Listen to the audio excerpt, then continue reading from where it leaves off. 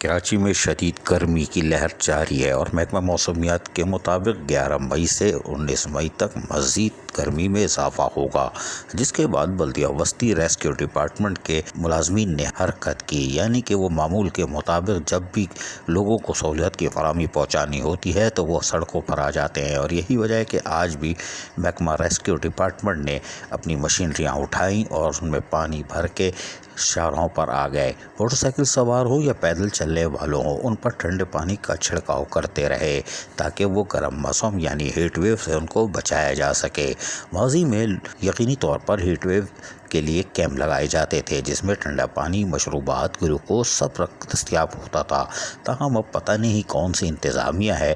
جو اس طرف سے غافل ہے، لیکن صرف اور صرف ڈپارٹمنٹ کے لوگ ہی اپنے ملازمین جو بلدیاتی ملازمین ہیں جو تمام حقوق اور مراحل سے محروم رہتے ہیں وہ حرکت میں آ جاتے ہیں تاکہ اپنے ضلع کے لوگوں کو محفوظ بنا سکیں، اور یہی وجہ ہے کہ بلدیہ وسطی کا ریسکیو ڈپارٹمنٹ حرکت میں آیا اور انہوں نے شاہراہوں پر آ کر ہینڈ اسپرے سے یقینی طور پر چھڑکاؤ کی مہم کو شروع کر دیا،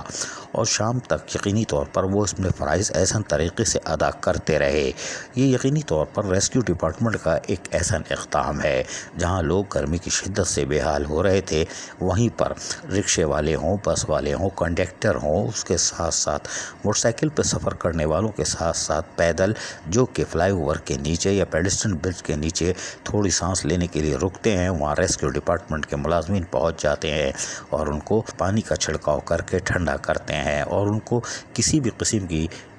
بیماری سے محفوظ رکھنے کی کوشش کرتے ہیں، کیونکہ شدید گرمی میں لوگ ہسپتالوں کا رخ کرتے ہیں، ایمبولینس بھر کے جا رہی ہوتی ہے۔ یقینی طور پر بلدیہ وسطی کے ریسکیو ڈپارٹمنٹ نے آج احسن قدم اٹھایا ہے اور یہ معمول کے مطابق ہے، لیکن یہ کوئی قابل تعریف کام نہیں ہے کیونکہ یہ بلدیاتی ملازمین ہیں، لاوارث ہیں، لیکن لوگ ان کو یقیناً شاباش دیں گے۔ عزیز عارف، KBS بلدیاتی نیوز کراچی۔ ایسی ہی خوبصورت ویڈیوز فیوچر میں حاصل کرنے کے لیے ریڈ بٹن پر کلک کر کے اور بیل آئیکن کو پریس کر کے ہم سب کے سبسکرائبر بننا مت بھولیے۔